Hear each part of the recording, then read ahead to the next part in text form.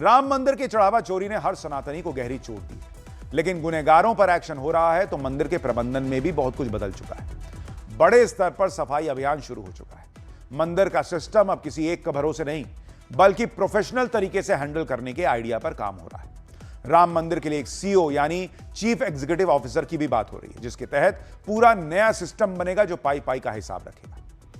राम मंदिर का सिस्टम तो ठीक हो रहा है, लेकिन आज आपको इतिहास के दूसरे मामलों के बारे में भी बताता हूं। राम मंदिर से लेकर नेहरू काल की मंदिर लूट तक सनातनियों की आस्था से खिलवाड़ का अनसुना अध्याय भी आपको सुनाता हूं। यानी इस वक्त जांच में नया क्या हो रहा है से लेकर पहले क्या हो चुका है और क्या हो सकता है, सब पर यह रिपोर्ट देखिए।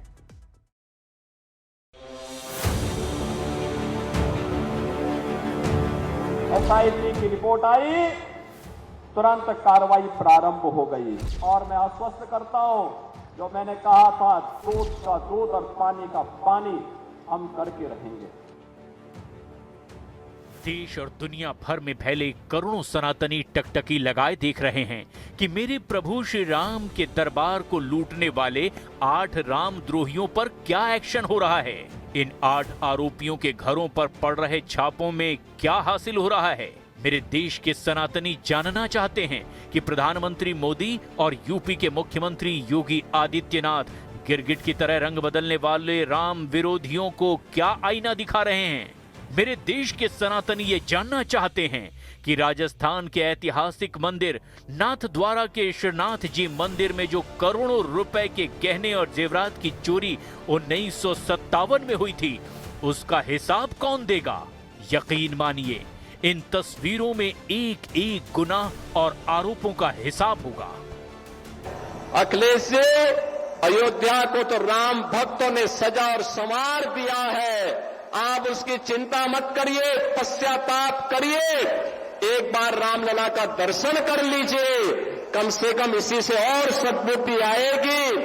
और अब तैयारी करिए कि हम कृष्ण कन्हैया के लिए भी कुछ कर सके।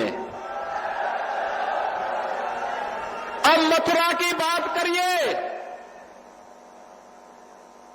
अगर सचमुच अपने को धार्मिक कहलाने का प्रयास कर रहे हो तो मथुरा वृंदावन पे खुल करके बोल दीजिए। 8 आरोपियों के घरों पर छापे, चढ़ावा चोरी पर एक्शन शुरू।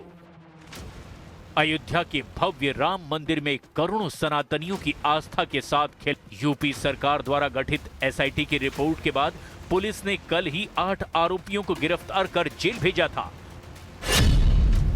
और आज अयोध्या जिले में सभी 8 आरोपी अविनाश शुक्ला, लव कुश मिश्रा, अनुकल्प मिश्रा, मनीष कुमार यादव, करुणेश पांडे, रमाशंकर मिश्रा, रामशंकर यादव उर्फ टिन्नू यादव और सुभाष श्रीवास्तव के घरों पर ताबड़तोड़ छापेमारी की गई है।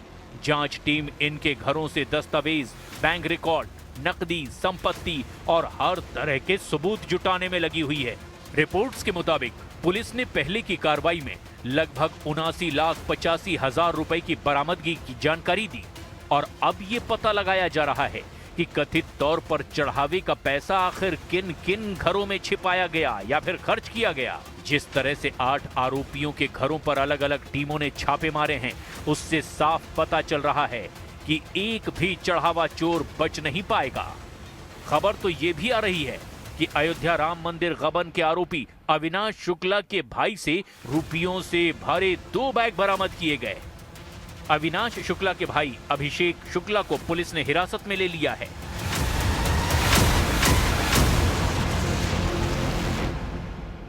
भगवान के मंदिर का शिलान्यास हुआ तब तो आप उसका विरोध कर रहे थे, एक धर्म विशेष के लोगों के साथ बैठकर आप मातम मना रहे थे। आज सीजनल सनातनी बनने का ड्रामा कर रहे हैं कि हम विकास करेंगे। देखिए, अब ये मंदिर भी जा सकते हैं, जनेऊ भी चढ़ा सकते हैं, टीका भी लगाना शुरू कर सकते हैं। चुनाव आ रहा है ना, तो ये सीजनल सनातनी हैं, इनके चक्कर में न पड़ने वाली जनता उत्तर प्रदेश की नहीं है।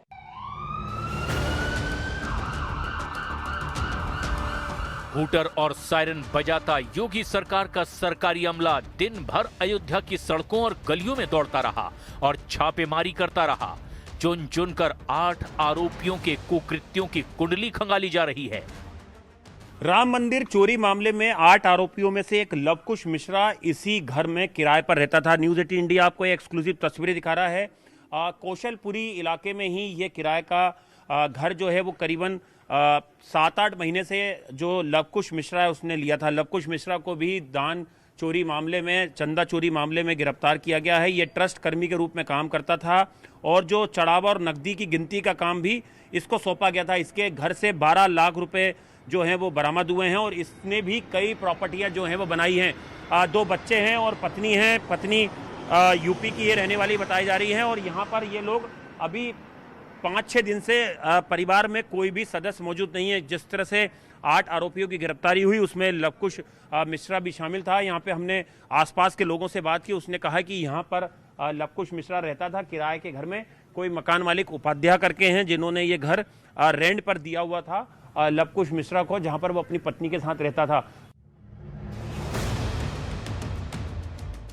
अयोध्या में सिया धाम बनाएंगे अखिलेश, योगी ने दिया गजब जवाब। एक तरफ चढ़ावा चोरों पर एक्शन शुरू हो चुका है तो वहीं दूसरी तरफ श्री राम जन्मभूमि ट्रस्ट के कोषाध्यक्ष स्वामी गोविंद देव गिरी ने आधिकारिक तौर पर घोषणा कर दी कि राम मंदिर ट्रस्ट के महासचिव चंपत राय और सदस्य डॉक्टर अनिल मिश्रा का इस्तीफा उन्हें मिल गया है। खबर है कि 11 जुलाई को राम मंदिर ट्रस्ट की एक बड़ी और निर्णायक मीटिंग ट्रस्ट को लेकर होगी और फिर इस्तीफे को लेकर इसमें बड़ा फैसला होगा। जबकि दूसरे मोर्चे पर सीएम योगी उन राम विरोधियों को आईना दिखाने में जुटे हैं जो चढ़ावा चोरी पर देश को गुमराह करने में जुटे हैं, जो अयोध्या में सनातनियों को सिया धाम का सपना दिखा रहे हैं। कल समाजवादी पार्टी के मुखिया अखिलेश यादव ने कहा था, नई सरकार बनाकर अयोध्या को बनाए सिया धाम। इनका ड्रीम नेशन नहीं है, इनके लिए ड्रीम डोनेशन है और इसके तार कर्नाटक से जुड़े हैं। कर्नाटक में बैठे जो संगी साथी ठेके पे चुनाव प्रचारक और नकली वोटर भेजते थे, उनका इस बार भंडाफोड़ हो गया है। सुना है डोनेशन का सीधा तार कर्नाटक से भी जुड़ा है। मुझे आश्चर्य होता है, मैं कल समाजवादी पार्टी के अध्यक्ष श्री अखिलेश यादव जी का एक बयान पढ़ रहा था।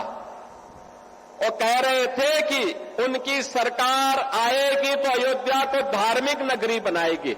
अरे आप क्या धार्मिक नगरी बनाएंगे? आपने तो अपना इतिहास देखे, राम भक्तों पर गोली आप ही के लोगों ने चलाई थी, आप ही की सरकार ने चलाई थी, समाजवादी पार्टी की सरकार ने। आपने तो थानों में और जेलों में कृष्ण जन्माष्टमी के आयोजन को भी रोक दिया था, कांवड़ यात्रा पे प्रतिबंध लगा दिया था। जो आज जब हमारे जनप्रतिनिधि कह रहे थे ना कि हाथरस में 22 से ज्यादा मंदिरों का सुंदरीकरण हुआ, क्या ये समाजवादी पार्टी के समय में संभव था? क्या उनके समय में नहीं था, क्योंकि उस समय ये पैसा कब्रिस्तान की बाउंड्री वाल के लिए जाता था और वही तो हमने मंदिरों की तरफ डाइवर्ट किया है। फुल प्रूफ होगा राम दरबार, नहीं बचेंगे रामद्रोही। आने वाले दिनों में चढ़ावा चोर और रामद्रोहियों को सबक सिखाने का पूरा प्लान तैयार हो चुका है। राम दरबार का कायाकल्प करने के लिए बड़ी तैयारियां शुरू हो चुकी है। आज की छापेमारी सिर्फ नकदी बरामद करने तक सीमित नहीं है। जांच एजेंसियां ये भी पता लगा रही हैं कि क्या कथित तौर पर चढ़ावे के पैसे से जमीन, मकान, फ्लैट, वाहन या फिर दूसरी संपत्तियां खरीदी गई हैं। परिवार के लोगों और करीबी रिश्तेदारों से भी पूछताछ की जा रही है ताकि पैसों के पूरे ट्रेल का पता लगाया जा सके। एसआईटी की जांच में सामने आया है कि इन आरोपियों ने मंदिर के एसओपी यानी स्टैंडर्ड ऑपरेटिंग प्रोसीजर या कहें कि मानक कार्य प्रणाली का खुलेआम उल्लंघन किया है। चौंकाने वाली बात यह है कि नोट गिनने वाले कमरों से सीसीटीवी कैमरे तक हटा दिए गए थे या फुटेज डिलीट कर दी गई थी। यहाँ तक कि हुंडी यानी कि दान पात्र की चाबियां इन आरोपियों के पास थी। ऐसी महाचोरी पर हमेशा हमेशा के लिए ब्रेक लगाने के वास्ते राम मंदिर ट्रस्ट अब एक ऐसा फुल प्रूफ डिजिटल और फिजिकल सिक्योरिटी मॉडल लागू करने जा रहा है जिसके बाद परिंदा भी पर नहीं मार पाएगा। सबसे बड़ा सवाल अब यही है कि अगर रामलला के मंदिर जैसी हाई सिक्योरिटी व्यवस्था में भी कथित तौर पर चढ़ावे में गड़बड़ी संभव है तो फिर आगे ऐसी घटना दोबारा ना हो, इसके लिए क्या क्या बदलने वाला है। एसआईटी ने अपनी 20 पेजों की रिपोर्ट में जो सिफारिश की है उसका असर जमीन पर दिखने लगा है। अब दान पात्र से लेकर नोटों की गिनती वाले कमरे तक केवल वही कर्मचारी जा पाएंगे जिनके पास बायोमेट्रिक एक्सेस और फेस रिकॉग्निशन अथॉरिटी होगी। अब सीसीटीवी कैमरे किसी लोकल सर्वर से नहीं बल्कि सीधे लखनऊ और ट्रस्ट के मुख्य डिजिटल सर्वर से लाइव क्लाउड पर जुड़े होंगे। कोई भी स्थानीय स्तर पर फुटेज डिलीट नहीं कर पाएगा। मंदिर में ऐसे स्मार्ट दान पात्र लगाए जा रहे हैं जो डिजिटल काउंटिंग मैकेनिज्म से पूरी तरह लैस होंगे। जैसे ही नोट या सिक्का अंदर जाएगा उसका वजन और अनुमानित डेटा तुरंत सिस्टम में दर्ज हो जाएगा। नोटों की गिनती के लिए अब किसी भी घरेलू या निजी स्टाफ के बजाय सीधे देश के प्रतिष्ठित सरकारी बैंकों के अधिकारियों और प्रोफेशनल फॉरेंसिक ऑडिटर्स की तैनाती की जा रही है। इसके अलावा प्रोफेशनल सीईओ की नियुक्ति की सिफारिश भी हो सकती है, ऐसा कहा जा रहा है। ट्रस्ट और प्रशासनिक ढांचे में बदलाव पर विचार हो रहा है। कर्मचारियों का बैकग्राउंड वेरिफिकेशन होगा, कैश से बैंक तक एंड टू एंड ट्रैकिंग होगी, सरप्राइज ऑडिट और बाहरी ऑडिटर होंगे, एआई आधारित निगरानी और अतिरिक्त कैमरे होंगे। इनमें से कुछ कदम सिफारिशें हैं, अंतिम निर्णय नहीं है। अयोध्या पुलिस की टीमें जो है, एसएचओ अयोध्या की टीम जो है यहाँ पर लगातार यहाँ पर जो दबिश देने के लिए पहुंची हुई है। अब देख सकते हैं पूरे दल बल के साथ। और जैसा कि अयोध्या के सीनियर पुलिस अधिकारी हैं, उन्होंने भी न्यूज़ 18 इंडिया को इस बात की तस्दीक करी है कि आज जो 8 आरोपी हैं उनके घर पर दबिश दी जा रही है। उनके परिवार के सदस्यों से इस पूरे मामले में पूछताछ की जा रही है क्योंकि अभी वो न्यायिक हिरासत में और 3 दिन के बाद उनको फिर से कोर्ट में पेश किया जाएगा, जिसके बाद उनकी पुलिस रिमांड ली जाएगी। जो जानकारी मिल रही है कि जो अविनाश शुक्ला है जिसका दान राशि को काउंटिंग रूम तक लाने गिनने का काम था, उसको लेकर यहाँ पर जो है एक सर्च ऑपरेशन किया जा रहा है। बता रहे हैं कि यहाँ पर वो योगा केंद्र से जुड़ा हुआ था और उसको लेकर यहाँ पे आप देख सकते हैं, ये सीधी एक्सक्लूसिव तस्वीरें हम आपको न्यूज़ 18 इंडिया पे दिखा रहे हैं। और इसी तरह से जो 8 आरोपी, चाहे वो टीनू यादव की बात कर लें या इसके अलावा मनीष यादव की बात कर लें, करुणेश पांडे की बात कर लें, सुभाष चंद्र श्रीवास्तव की बात कर लें जो रिटायर्ड बैंक कर्मी हैं, इसके अलावा अनुकल्प मिश्रा के बारे में भी जानकारी ये बताई जा रही है कि अनुकल्प मिश्रा भी इसी कौशलपुरी का रहने वाला है, जहाँ पर उसने 40 लाख रुपए में एक घर खरीदा था एक सिंगर से। इसके अलावा उसका एक यहीं पर अयोध्या में एक गांव में भी पैतृक घर है जो उसके दादा से कल हमने न्यूज़ 18 इंडिया ने बात की थी। उनका कहना था कि यहाँ पर उसने अप्रैल के महीने में एक बड़ी कथा का आयोजन किया था और जब उसके सोशल मीडिया अकाउंट को खंगाला गया तो उसमें आप देख सकते हैं किस तरह से चंपत रहा है और कई स्थानीय नेता जो हैं उस कथा में शामिल हुए हैं। उसकी भव्यता से अंदाजा लगा सकते हैं कि उसमें कितने लाख रुपए खर्च हुए होंगे। अयोध्या का राम राज्य ऐसा है, अपराधी कभी माफ नहीं होते, उनको सजाएं मिलती है। जल्दबाजी और राजनीति करने की जरूरत नहीं है। जो जल्दबाजी और राजनीति करेंगे वह भी दोषी जैसे होंगे। गणेश जी उत्तर प्रदेश में एक पूरी टर्म के लिए मुख्यमंत्री रहे थे। उनको बताना चाहिए कि उस समय उन्होंने अयोध्या के विकास के लिए क्या किया था। पूरे 5 साल में ना तो अयोध्या के दर्शन के लिए आए थे, ना अयोध्या में दर्शन देने आए थे।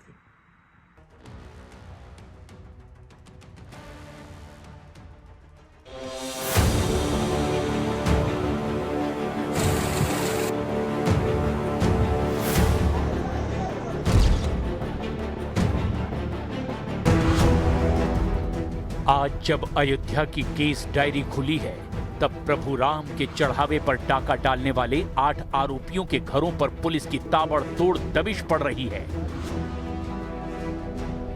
ऐसे वक्त में इतिहास की एक ऐसी काली डायरी को सामने लाना लाजमी है जिसे सेक्युलर इतिहासकारों ने हमेशा छुपा कर रखा।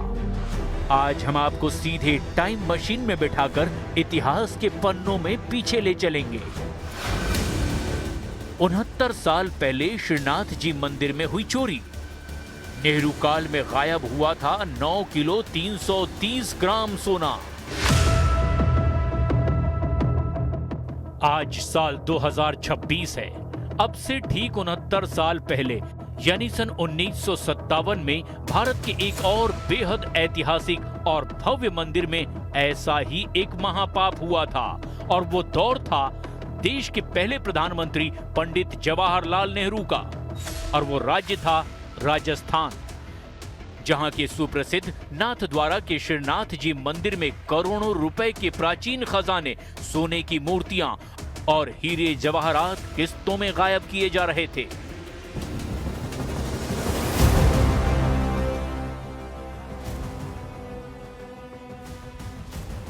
उनहत्तर साल पहले की वो नेहरू काल की मंदिर की लूट का आज तक खुलासा नहीं हुआ है। नेहरू काल में कौन था वो चोर जिसने नाथद्वारा के श्रीनाथ जी मंदिर के खजाने से बेशकीमती गहनों को चुराया था? कौन था वो जिसने श्रीनाथ जी मंदिर के 800 तोले यानी 9 किलो 330 ग्राम सोना चुराया? नेहरू काल में इस मंदिर में हुई चोरी और लूट के खुलासे से ज्यादा इस बात पर सरकारी अमले और अधिकारियों को नेहरू जी ने झोंक दिया था कि 6 बॉक्स में मंदिर के जवाहरात, जिन्हें उठाने के लिए 6 कुली लगे, उन्हें मुंबई भेजकर बेच दिया गया था। आज के वक्त में 800 तोला या यूं कहें कि 9 किलो 330 ग्राम सोना, कीमत जिसकी 14 करोड़ रुपए के करीब है। ये भी आरोप लगे थे कि जो सोना जवाहरात मुंबई में बेचा गया उसका कुछ पेमेंट चेक में हुआ था और बचा हुआ पेमेंट मंदिर के ही चंदे में दे दिया गया। इसके अलावा मंदिर के महंत को शेयर्स भी दिए गए थे। कई बार करोड़ों के जवाहरात बेचे गए, लेकिन मामले के तूल पकड़ने के बाद भी उसका पूरा पेमेंट नहीं हो पाया था। इसके अलावा 9 लाख से ज्यादा मंदिर निधि निकाली गई थी, आज के हिसाब से 10 से 15 करोड़ रुपए। 1959 के 9 लाख को मुद्रास्फीति, सोने की कीमत और क्रय शक्ति के आधार पर देखा जाए तो उसका आज का मूल्य लगभग 80 करोड़ से 250 करोड़ के बीच बैठता है। उस वक्त राजस्थान विधानसभा में यह कहा गया कि मंदिर के पास करीब 50 करोड़ की संपत्ति मौजूद थी, जिसका कोई हिसाब नहीं था। आज के वक्त में 50 से 70 हजार करोड़ रुपए तक है। तत्कालीन श्रीनाथ जी मंदिर से बहुमूल्य खजाना और गहने हटाने के गंभीर आरोप तत्कालीन तिलकायत यानी मुख्य पुजारी और प्रबंधक गोविंद लाल जी महाराज पर लगे थे। ये स्वतंत्र भारत के इतिहास में किसी बड़े मंदिर के प्रशासन और इसके बाद मंदिर की बेहिसाब संपत्ति को सरकारी नियंत्रण में लाने की कोशिशें शुरू हो गई थी। नेहरू सरकार के दौर में इस चोरी को एक हथियार की तरह इस्तेमाल किया गया। कानून व्यवस्था दुरुस्त करने और चोरों को पाताल से ढूंढने की बजाय सरकार की नजर मंदिर की बेहिसाब संपत्ति पर अटक गई। 6 फरवरी 1959 को राजस्थान सरकार ने एक अध्यादेश जारी किया और मंदिर का पूरा वित्तीय और प्रशासनिक कंट्रोल अपने हाथ में ले लिया। 28 मार्च 1959 को विधानसभा से बाकायदा नाथद्वारा मंदिर अधिनियम 1959 पास करा दिया गया। यानी अपराधियों को सख्त सजा देने की बजाय पूरे के पूरे मंदिर की संप्रभुता को सरकारी बाबुओं के हवाले कर दिया गया। जब इसे सुप्रीम कोर्ट में चुनौती दी गई तो 1963 में कोर्ट ने इसे ये कहकर हरी झंडी दे दी कि मंदिर का प्रशासन संभालना एक सेक्युलर काम है। इसके बाद से मंदिरों पर सरकारी कब्जे का जो अंतहीन सिलसिला शुरू हुआ वो आज तक जारी है। लगभग 70 साल पहले हुई इस चोरी और लूट को नेहरू जी खामोशी से देखते रहे, नजरअंदाज करते रहे। ऐसे आरोप लगाए गए। श्रीनाथ जी मंदिर चोरी पर नेहरू जी का पत्र, टारगेट पर चोर नहीं मंदिर का महंत। लिखा, मेरे मन में खास तौर पर राजस्थान के नाथद्वारा मंदिर का ख्याल है। इस मंदिर के महंत बहुत बुरे और कुख्यात व्यक्ति हैं। उनके पिता तो उनसे भी ज्यादा बुरे थे और फिर भी इन लोगों के पास बहुत सारा पैसा है। क्या हम इस बारे में कुछ नहीं कर सकते?